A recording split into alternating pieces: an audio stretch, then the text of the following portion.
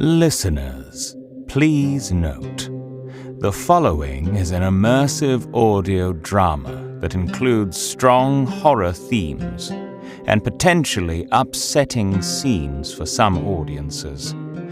For those with specific phobias, please view our show notes or episode bio for a list of content warnings.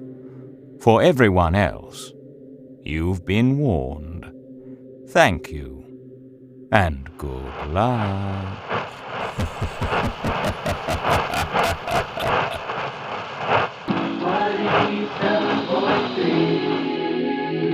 Johnny, every time you tell me about one of your new recipe ideas, I swear I'm going to eat a peanut butter and jelly for the next 2 weeks. I didn't think anyone could do that much with cheese. You loved my cheese casserole at the last game. Here I thought it was an easy dip in case we got rained out. If the weather stays the way it usually does, I don't think we'll have to worry about that. And neither will our campers. My wife will be glad to hear that. I know she was planning to tune in this morning after we heard about the awful storm a few towns over. Hi, honey. Love you. Morning, Nancy. It's 9 a.m., and it's looking like your typical easy summer stretch. Highs throughout the week in the 90s. Lots of scorchers. Very true, Al, but the citizens of Larkville are in luck. We're likely to see some scattered storms over the next few afternoons to cool us off. Campers at Lake Wanatel are sure to get the brunt of it. While I hope they don't get rained out, I'm sure they could use a shower after all that hiking. Lows should dip toward 60s, leaving plenty of need for those campfires and s'mores. Actually, Johnny, have you added cheese to a s'more yet? You know, Alan, I have, and I've got a perfect recipe for it. You'll need 2 graham crackers, chocolate, mini marshmallows, and Swiss cheese. And the first thing you want to do is... Sparrow, barrow, V5, farrow. Stop already or you'll scare the birds. Okay. Owl Cabin, line up over here, please. I said owl cabin. Over here. Guys, stop. Jen, can you grab...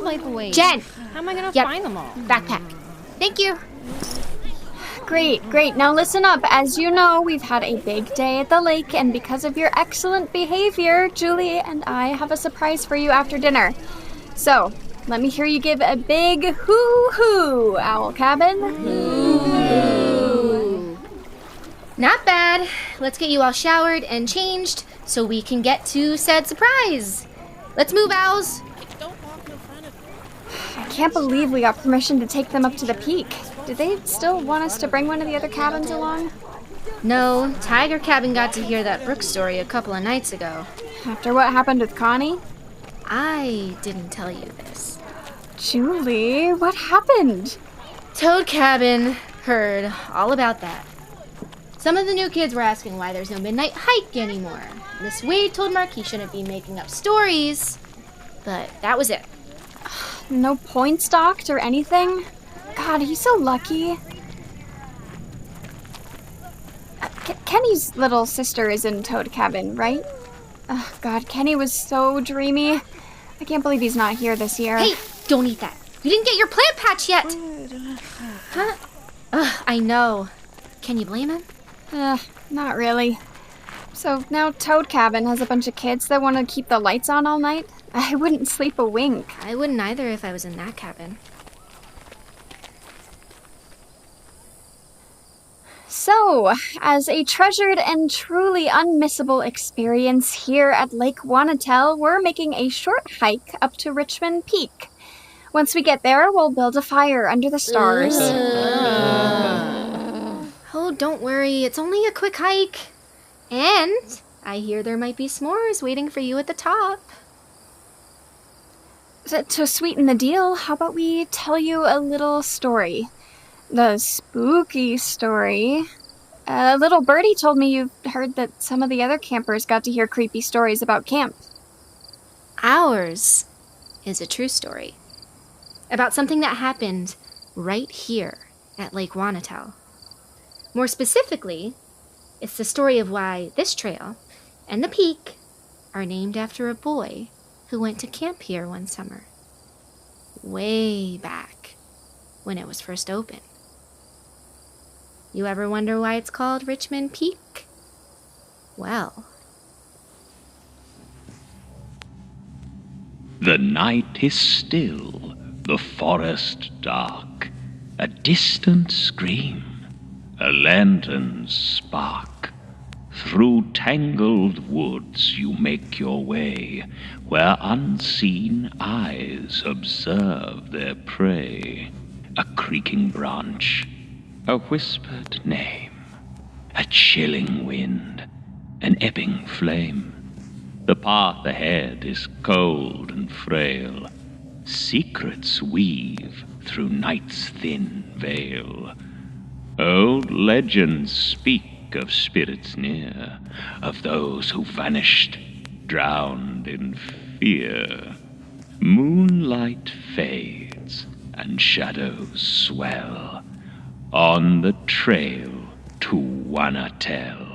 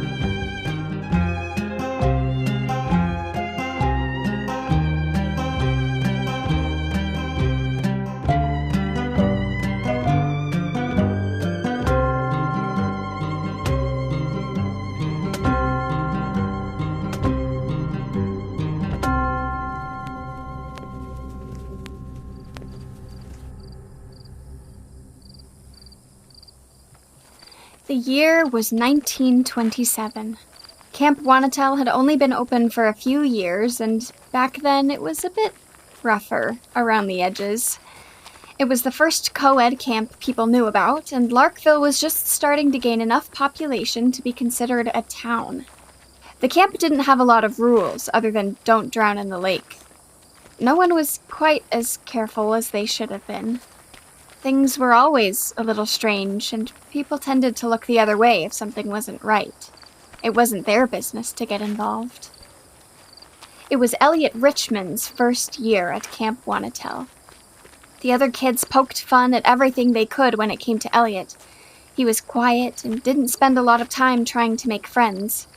He was on the smaller side for 13, clumsy, forgot to comb his hair, and his big, thick glasses were always slipping down his nose. His parents hoped he'd man up a bit at camp. They picked somewhere remote, up in the woods, and thought he might even make a friend or two. His dad was back from the war. He'd hoped his son would want to follow in his footsteps one day, and going to camp up in the mountains sounded like just the thing to start him down that path. When their teasing didn't do much, even the name-calling, the other campers got bored with Elliot. They started ignoring him, and most of the kids forgot he was supposed to do activities with them if he decided to stay in his bunk and read. Most of them did. There was a trio of older boys, locals, who weren't satisfied with ignoring him. This was their mountain, and Larkville was their town. And their parents were involved just little enough that those boys felt like kings at Camp Wanatel. They taunted Elliot constantly, and the more he ignored them, the angrier they got. Just because they were cruel doesn't mean they were stupid. The boys knew if they got caught truly bothering Elliot, it would get them sent home. And then their summer would really be over. They thought about what to do about rich man Elliot for a long time. After a few weeks, the boys buddied up to the awkward newcomer. They changed their tune and invited him to be on their team for kickball. They shared their secret stash of sweets, grouped him into their lunch table. They spent a few days laying a trap for poor Elliot, and he believed them. One night, they led him up a forested hillside under a moon that barely lit the path, whispering that it was a tradition. The boys said every new camper had to face the peak all by themselves. It was a test of courage, a rite of passage. Once he did it, the rest of the campers would want to be his friend too. All he had to do was sit on the mountain in the cool dark of night until morning, and then he'd finally be one of them. The higher they climbed, the more Elliot's knees shook. The air was thinner, and every step was harder than the last. He just kept pushing his glasses up his nose and forging ahead, just like he'd learned during other hikes. By the time they got to the end of the trail, Elliot could barely see the campfire glowing down at camp. When he looked back to his friends to ask where he had to stay until they came for him in the morning, he knew something was wrong. None of them were smiling with him. Elliot's stomach dropped. The other boys weren't just bigger and faster. There were more of them. They were laughing when they twisted his arms behind his back and tied him to a massive old oak tree at the summit. Stop. It was almost on the edge of the cliffside. He begged them to let him down, that he wouldn't tell, but the bullies didn't listen. They just rolled their eyes and asked how much the rich man was going to pay them to let him go. They kept laughing and teasing him even when they left him behind. He listened as they marched away, still calling out their names until his voice gave out. He knew they were too far to hear him, and that anything that could hear him out there would do something much worse and tie him to a tree. The night was your typical summer. Sticky, still, and hot the whole way up to the peak. Except now, Elliot felt goosebumps on his exposed arms. Maybe the temperature drop is because we climbed so high, he tried to convince himself. Still, his eyes darted around when he heard something strange in the howling of the wind. Someone, perhaps. Maybe they had returned. Maybe this was part of the joke. They'd let him down. He had just started to convince himself they were coming back, that he could hear their voices. But even that was wrong. The wind was getting rougher. Poor Elliot's glasses were plucked off by the growing wind and cracked on the ground. The voices he'd heard in the breeze were louder now, and if not for the ropes holding him upright against the tree, he probably would have fallen. Trees weren't supposed to scream like that. Elliot tried so hard to get free, but the campers learned how to tie knots that very week. Those cruel boys were too busy laughing about Elliot to realize how cold it was. When they heard the first scream, they thought it was just a fox. They were too far down the trail to hear anything else. It was the next scream that caught their attention, and the howling windstorm that came with it. The scream wasn't human. It was wild, guttural, something that seemed to tear through the veil of night itself. They couldn't convince themselves that it was just a mountain lion, which would have been bad enough. The sound just kept building, and it was coming from the very forest that surrounded them. The more they listened, the deeper their dread grew. The wind circled them. No matter which way they turned, it flung sand in their eyes and ripped branches from the trees to hurl in their direction. It had stopped howling, and now it was just unintelligible voices wailing for only them to hear. The boys didn't pretend to be brave for very long. Soon, all they could do was huddle together in the middle of the trail and try not to be blown off the mountain. They dropped to their knees, hands pressed tightly over their ears, the world rattling around them, and it sounded just like Elliot screaming their names. And then it all just stopped. When they looked around, the forest was deathly still. Even the crickets were quiet. Somehow, that was worse than everything they'd just heard. They didn't say another word as they tore back down the rest of the trail toward the cabins and left poor Elliot behind, once and for all. In the morning, when the sun was bright and shadowless, and they couldn't hold on to their guilt any longer, they confessed to Nellie, the lady who opened Camp Wanatel, and she called the local police. The boys led the way with their bravado renewed by the light, and the grown-ups calling Elliot's name behind them. The breeze was harmless, the trees were quiet, it was just the woods. They hoped to find Elliot upset, but safe.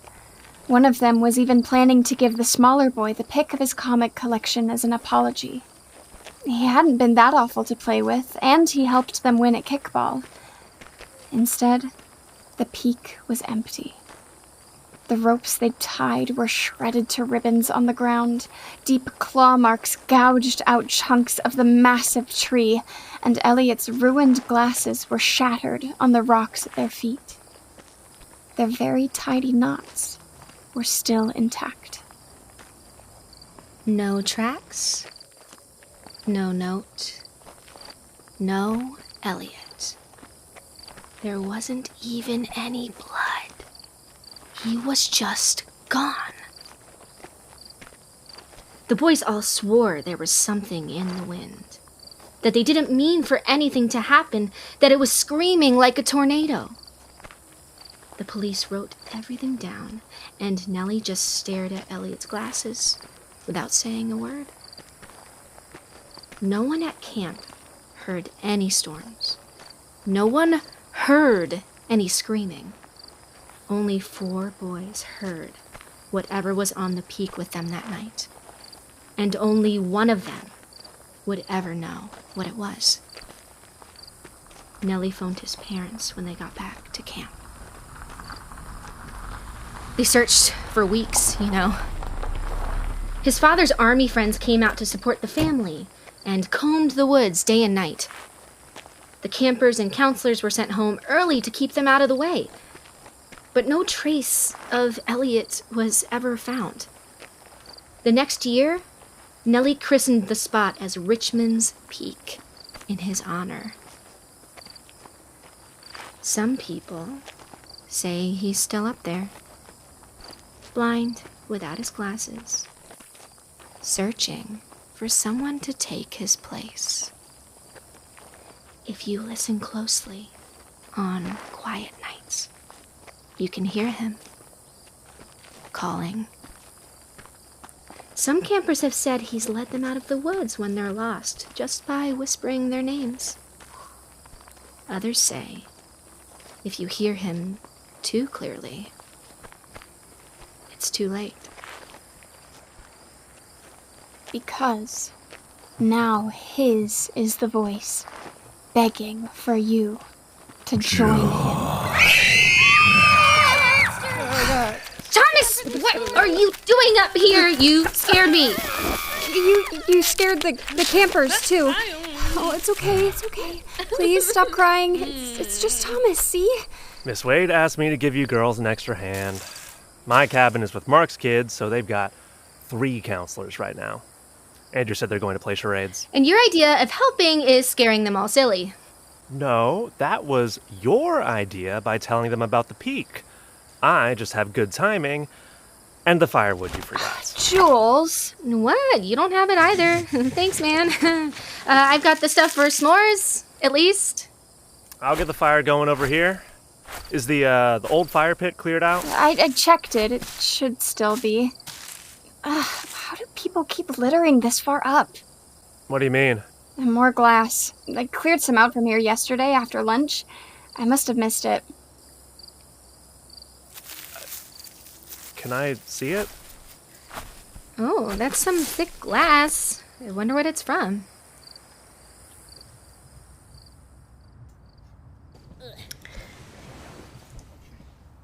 Do you think that story was real?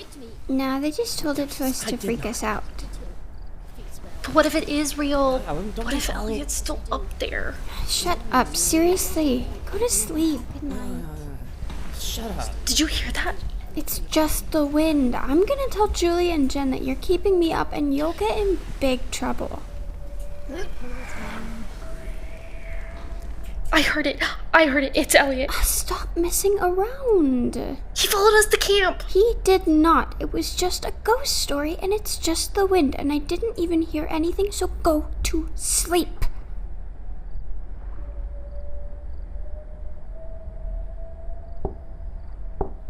That wasn't the wind. Someone's out there. I bet it's Thomas again. I don't want to be stuck on the peak. Lights out, Owl Cabin. No more ghost stories tonight. I thought you were all in bed. Who tried going outside? Julie, the door. Someone's out there. It said hungry. It has to be Elliot. I knew that story was a bad idea. It's time to get in bed. We have to be up early for sports day tomorrow, and I expect first place from you all. We probably just forgot to close it all the way. I'll check outside, but there's nothing there that isn't supposed to be.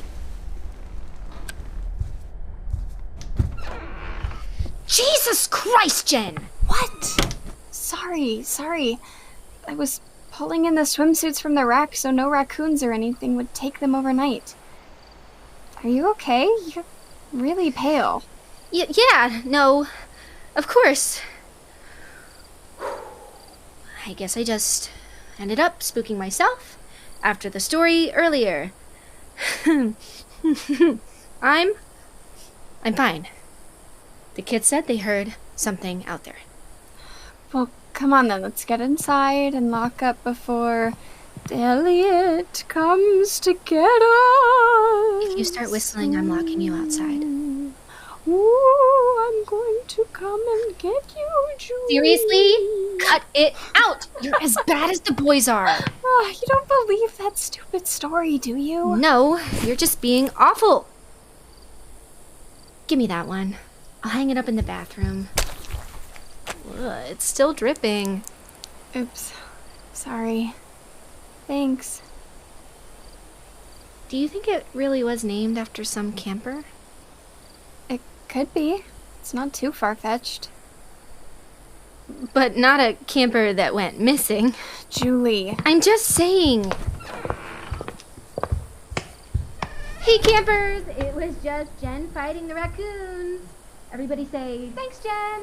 Thanks, Jenn. Did you get rabies?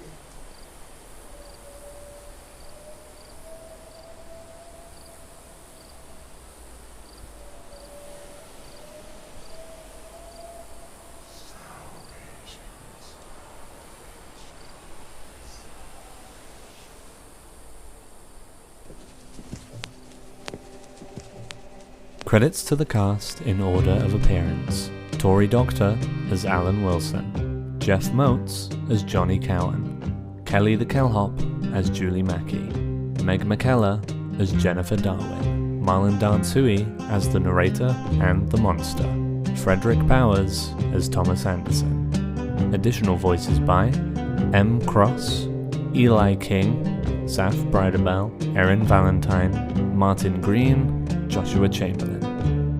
Credits to our crew: executive producer and associate writer Erin Valentine, lead producer and associate writer Saf Bridebell, lead writer Adelle King, script editors Ely King and Xavier Searle, lawkeeper Ely King, lead audio engineer, composer and associate writer Meg McKellar, audio engineers Esty Hernandez, Jacob Gucci Yamaguchi and Joshua Chamberlain. Lead visuals artist Dexter Valentine, visuals artist M.B. Lee. Thank you for listening to 1.7 Miles to Lake Wanatell, a Honeydew Studios production. We hope you enjoyed. Tune in next Saturday for a new episode.